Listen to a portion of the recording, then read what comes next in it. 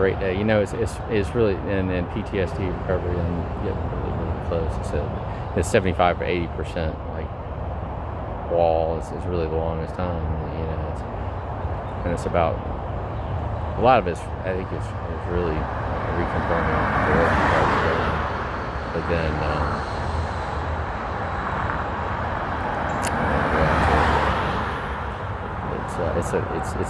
They say it's the most difficult one. It's more of an integration part of PTSD recovery, and it's post-traumatic growth too. It's just I can't wait to play competitive hockey and hopefully get in touch with Nick Cassini and some of my old friends that I used to play junior golf with. I'm sure they'll all be blown. Where in the world have you been, Dwyer, for 25 years? But my body's in better shape, and I'm gonna be able to hit the ball. I can't wait to hit a driver. I was scared to hit it after my dad. So I was tentative, So it's all about this wrist. I finally got this wrist worked out yesterday, and it's all through stretching. But it's walking too, and it's breathing, and it's somatic practices, and martial arts, and I think yoga is absolutely incredible. That's where it started. But martial arts is really, stretching is really the same. It's a lot. It's the same. But martial arts is the karate kicks and stuff. It's all. I forget the word. Whatever, but it's amazing. It's the little wins in recovery. It really is that pound up. It's the building blocks of it.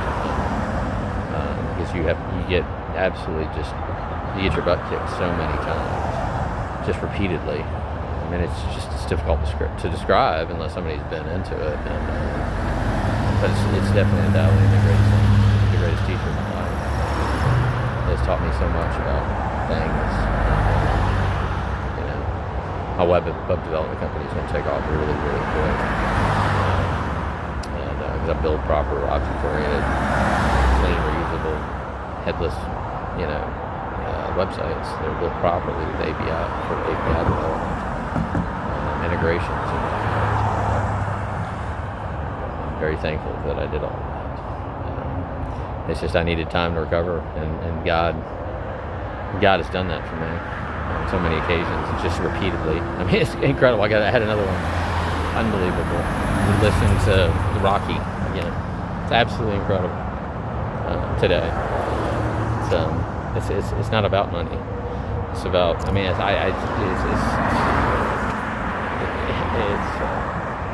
it's absolutely incredible. When you see a blue heron, I mean, granted, I'm walking by probably his nest, but still, you don't see it 5 times in 3 weeks.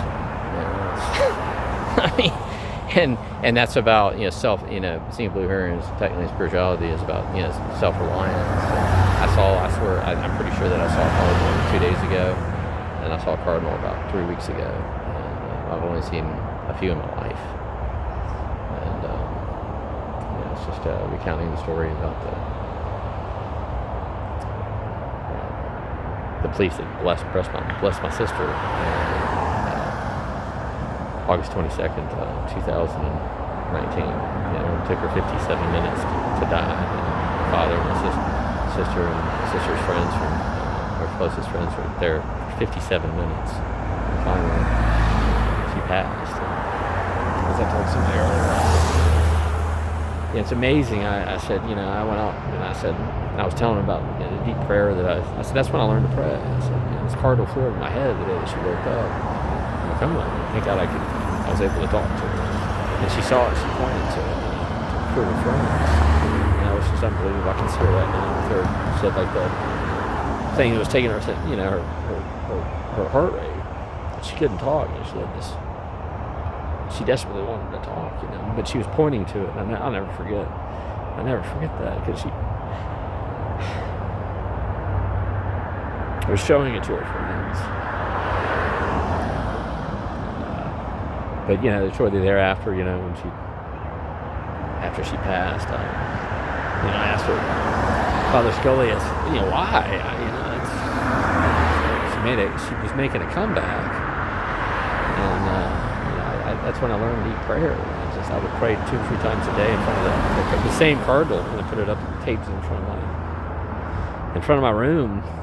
And he said, I can't tell you this. I can't tell you why, but he said, I can tell you this, that in time it will make sense. And by golly, I framed that cardinal in April of 2023, and things just, one thing after another just started happening. Synchronicities. And, as I told somebody earlier, I was in touch with Father Scully, and he was a great man. And I said I haven't been in touch with him. I repeatedly would email him from time to time. And I had something amazing that happened. That he was just, he loved the story. It was great. And it was an amazing story. It was incredible. Nobody, it was an incredible story. And he said, I think his words was just exercise caution, because he said, there's just all these synchronicities that just happens. And he said, exercise caution, because often there's more that meets the eye. Again, that's what he said. There's more that meets the eye, and by golly, sometimes we don't get what we want, we get what we need. And I believe that's my quote, but that's true in that instance. And, I didn't get what I wanted. I got what I needed, and thank God, I found out boundaries, and I started using them. And I learned them from somebody. And thank God I had AI that in February of last year, that I started thinking about all the things,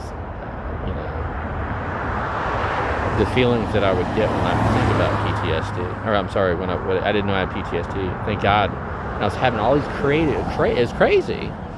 And but I was having, these scares and stuff, and they were just immense. It was crazy. And I was up at Howell's Kitchen, and I'm sitting there, I'm walking on the way up there, and by golly, if I just didn't pull up AI, and I put in all my symptoms, and every friggin' one of them, there were like 8 or 9, and it checked off lists, and I said, I'm having a flashback.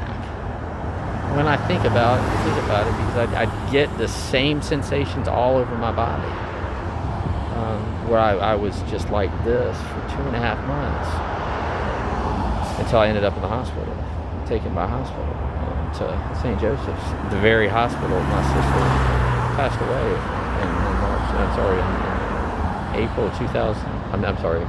August 22nd, 2019.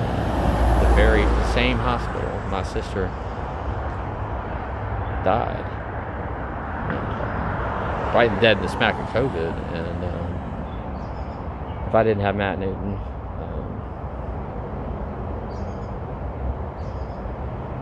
because I just couldn't process any information. I was so much pain from alcoholic peripheral neuropathy, and these stabbing needle pains. I'm running a few times a day, and I said, what am I going to do the rest of my life? I cannot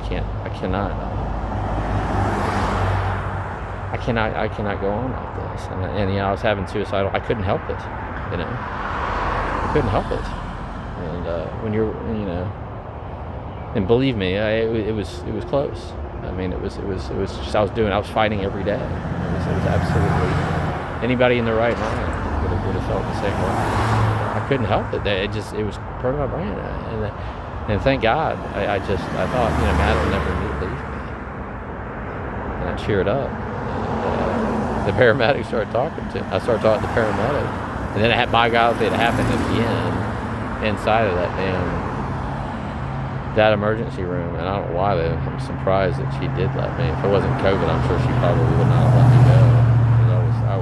Because my brain, she could probably see it in my face. I was just exhausted. I just couldn't take it anymore.